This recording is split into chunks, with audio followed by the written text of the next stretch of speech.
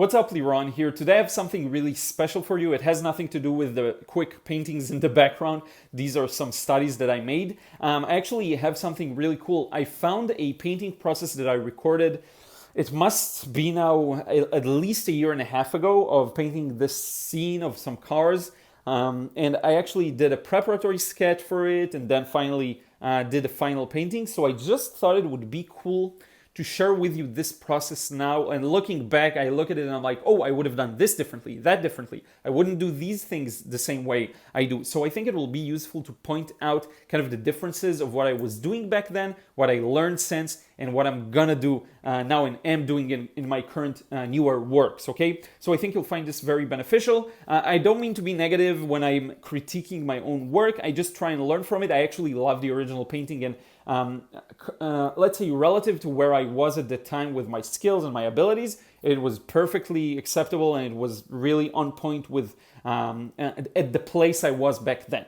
Okay, so I think you should find a healthy balance between critiquing your work and still feeling good about it. Okay, so that's just a quick, another small lesson that I could jam in here into this intro. And with that being said, let's jump into the process and I will narrate it. I'm gonna stick to the format of highlights, so I'm gonna show you the main part, the interesting parts, maybe some time lapses. I'm not sure, I still haven't edited the final footage yet as of recording this intro. But in any case, let's get started.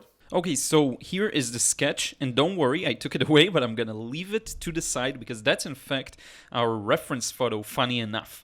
With drawing, and I'm gonna tell you a bit of the story of how I got to this, but with the drawing, generally speaking, I wanna move, and you wanna move from the largest shapes into the smaller ones, which is why I first put in the framework for the cars, just seeing their basic shape and proportions, and only then I started work on these smaller details, mechanical details, tail lights, tires, bumper, and all of those other stuff, license plate. You want to start from the large shapes, establish the main proportions of everything, and then move on to the different the details. And a lot of people, the mistake they make is they go straight into the details, which is a wrong way to go about it. There's a lot of cars beeping outside, sorry about that.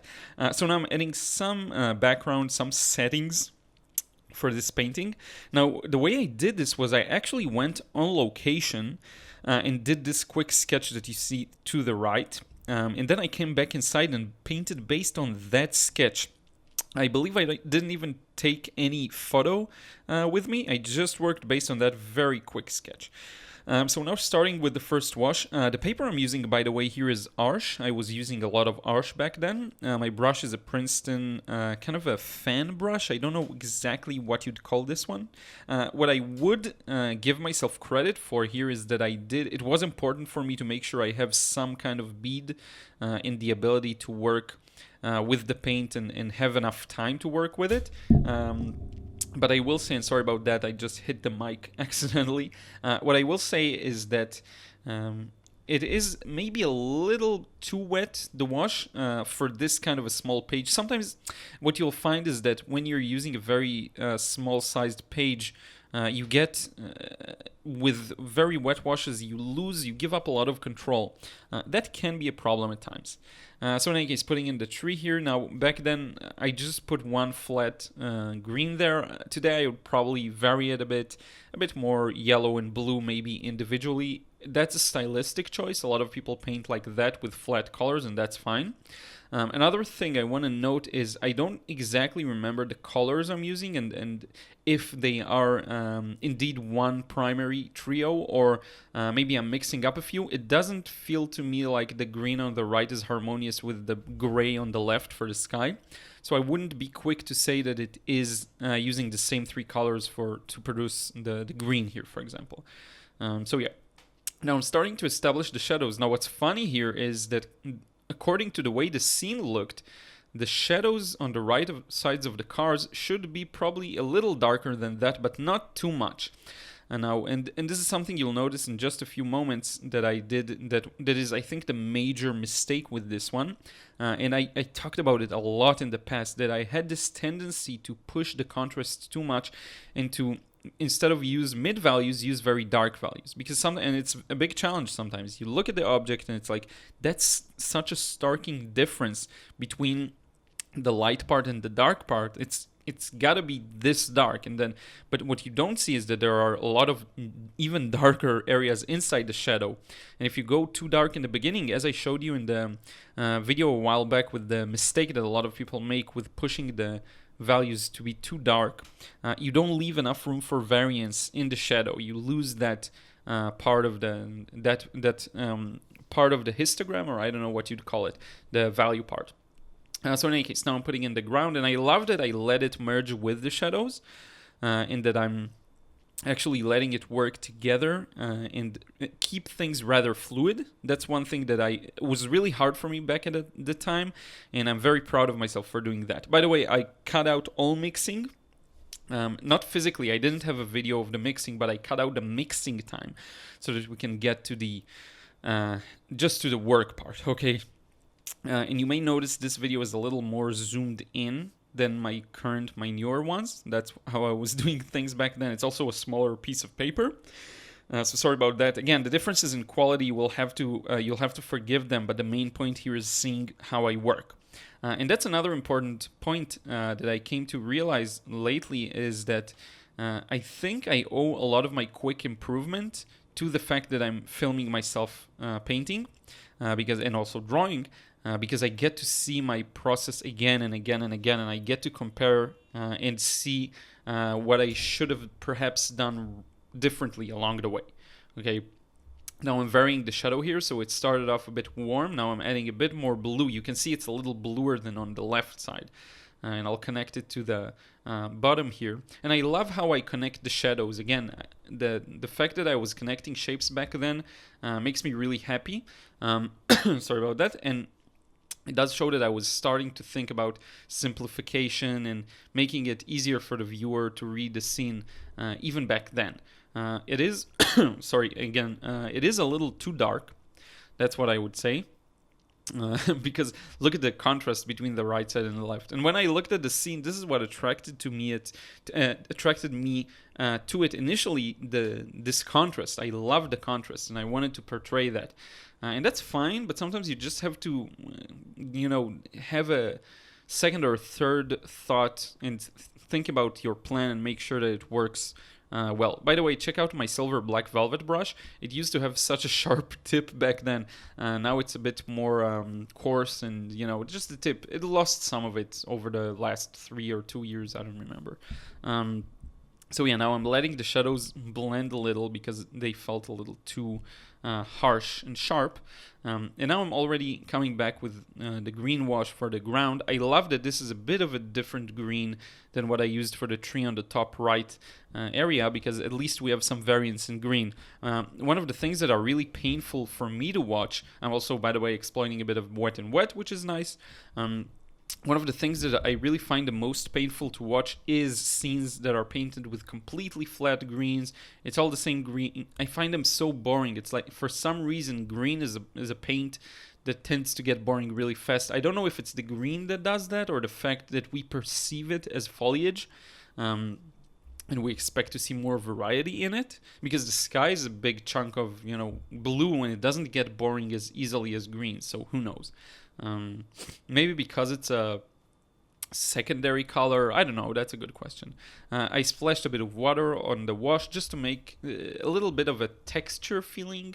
I was very influenced by some techniques that I was looking at back in the day. Now I don't really like to do things that way, so I don't do it as much, but just trying to get some details into the foreground. I didn't get a lot, but the few that I did get, I think, redeems it to some degree. Again, I would have done things a little differently, but that's fine. Now, I kind of softened the edge there, where the trees are. And this is a rather soft, I would say, painting, aside from the starking shadows of the cars. Now, what I'm doing right now will alleviate some of that contrast in the shadow, hopefully, because I'm adding the mid values. So right now we have almost paper white and the very dark values, but hopefully now, the moment I put in these mid values of the the blue kind of metal, blue gray, of the car. They'll hopefully fix some of the contrast. And yeah, putting a bit of, you saw there some wet and wet on the windshield. Just trying to figure out where the more shaded areas are, and without overworking it. I think I did end up overworking it to some degree, but not that bad. And you can see how this puts a bit of balance on that strong shadow that I put. The thing is, I will darken it a little more later on, so it's not going to be as good later on, unfortunately. And I'm putting, again, some details in the background. This is something I barely do right, like currently, and I should do more of these very wet, far away kind of objects, like the foliage there, the trees, whatever it is, the shrubs, I don't know. I should definitely do more of. So now I'm darkening the tree significantly. This is something that I started noticing maybe in the last 6 months or so. And that is, trees are much darker than they initially appear at times. And it's very easy to miss the proper value. So this is, it's not that I aimed for it to be dark in the previous wash. I kind of did an initial wash. But now what I would do these days is use a very strikingly dark green from the get, because I want to establish that darkness immediately. So yeah, hopefully today I would have gone almost as dark as what you see now with the very first wash. I actually had pretty good control of the brush back then, for which I'm happy, because it reminds me that when I got started, even controlling the brush, like just painting where I want to paint, was a huge challenge, really. It is interesting to see. With all my drawing experience, picking up a brush was a completely different experience, I have to say. It was just like nothing that I did before. And I was sure that it's going to be easy and it's going to translate. It never translated. It was so hard just starting to work with a brush when I'm used to the pencil. So yeah, now I'm adding in some of the taillights. This should really also bring out some of the magic of the... First off, we recognize that these are cars a little better. Something I've been thinking about a lot, and I learned this from Chien, I forgot his name, Chien Chung Wei. I think he's from Vietnam, but I may be wrong. Maybe he's from Indonesia. He's a watercolor painter, one of the best, in my opinion.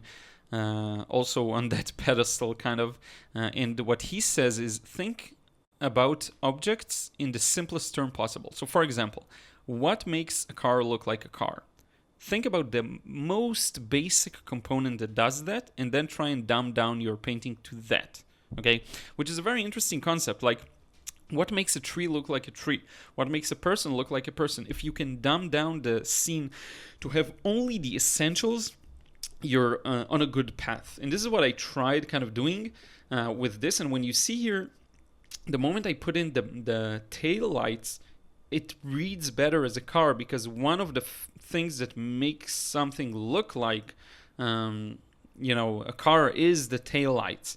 It is the light, the windshield, the light on the part above the engine. It is a few small, and if you look at, for example, the way Joseph Zbukvich and Alvaro Castanet and David Taylor and many other artists paint cars, you will get your answer to what makes a car look like a car, because they really simplify it, I think, in a really good way, just for the basic elements that makes something look like the thing it is. So I think it's a good question to ask yourself. What makes this object look like, be perceived in our mind like that thing?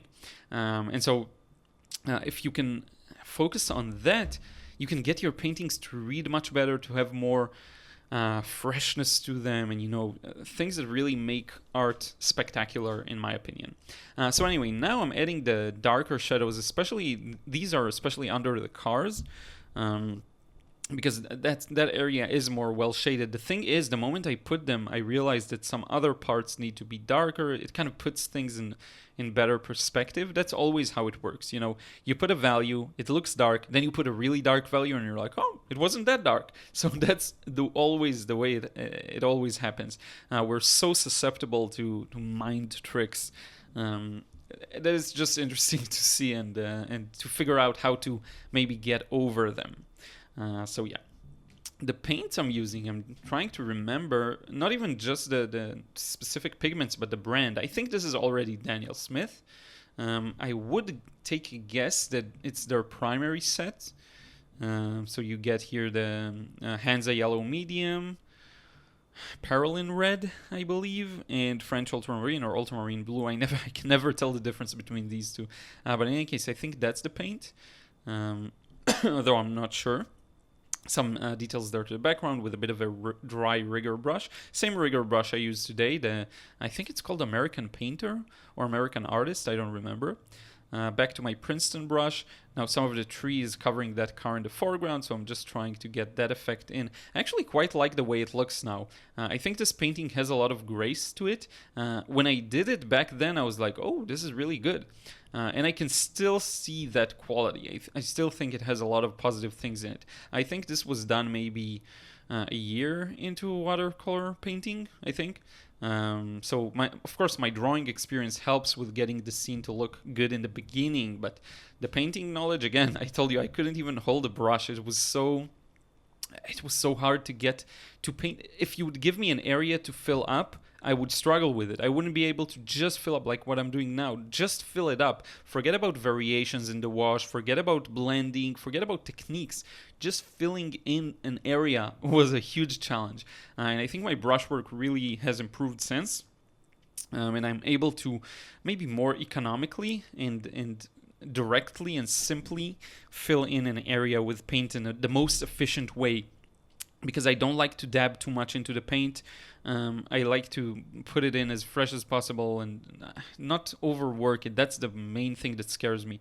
Once the work gets overworked, and then it becomes a little stale and it's kind of boring. That I don't like.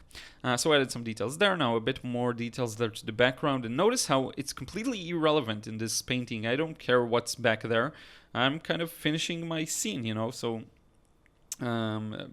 just, yeah, a bit of details in the taillights there. Just a bit of a darker red that's necessary.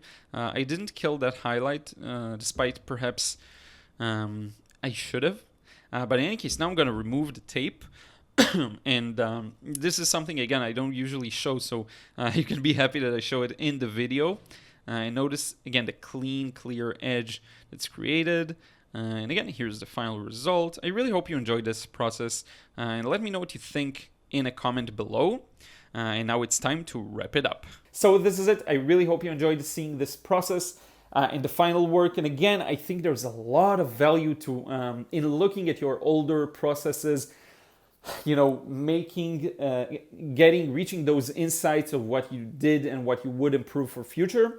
I will say this as well. I think one of the reasons why I was able to improve, I think, relatively fast in watercolor and painting, when I look at other people, I think I got lucky in this way, in that I do record my processes, and that forces me to look at them again and look at them with a bit more judgment and a bit more critical eye, so I can tell, oh, this is a mistake, I shouldn't have done that. You see what I mean? So not only do I have the final piece, the final painting, I also have all of the stages that led to that final result, which really helps. So I think that's a good trick. Even if you don't want to post your painting processes, I think it could be worthwhile to try and record yourself working just for the experience and see, pull up that video like a year later and see what you learned and how you improved.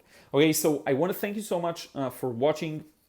I really appreciate all the support. I still haven't gotten to all of the comments that I got so far in the last few weeks. I'm sorry about it. I am going through them and I hope to catch up. If there's something important and you didn't get an answer for, I didn't reply to your comment, just leave another one. Okay, I may have missed it. I am planning to still answer 100% of them right now. I still think it is within the realm of possible. It may not be in the future. Very likely it won't be, but for now it is. So if I accidentally miss something, just let me know and I'll try and help. Another way of reaching me that will definitely get a response is via Instagram. Okay, so be sure to check that out. It's Liron, I-L. I'll probably write it down somewhere if I remember. That's Lironyan. IL. Okay, and there's a link down there, down here, somewhere there. And there you can send me a message and you can be certain that I see it right now. In the future, maybe also not so much. So this is it. Thank you once again. Sometimes I just don't know how to end videos, so I ramble on and on and on, but that's enough for this one. Thank you so much, and I will see you again in another vid real soon.